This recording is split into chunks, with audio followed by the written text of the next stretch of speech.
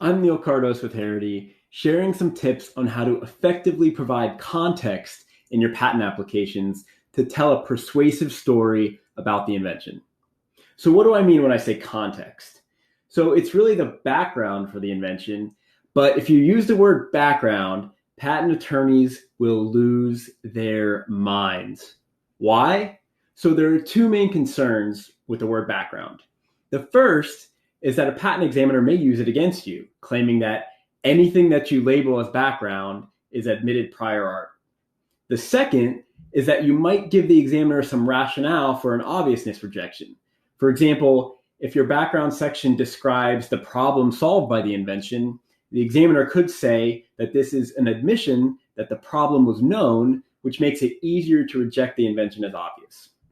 So on the flip side, it's helpful to frame an invention as a technical solution to a technical problem to avoid or overcome a Section 101 rejection.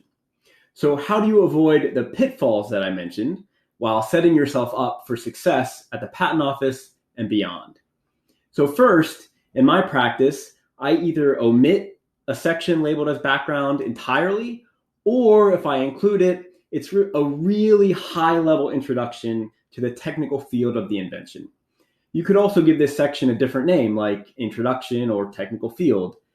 Second, I describe the context of the invention at the beginning of the detailed description section. I like to provide just enough context to lead up to and clearly articulate the technical problem or problems, which really depends on the nature of the invention.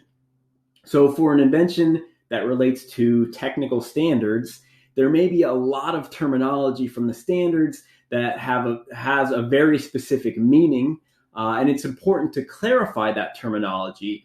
Otherwise, an examiner or a court could misconstrue that terminology and apply irrelevant prior art to reject or invalidate your claims.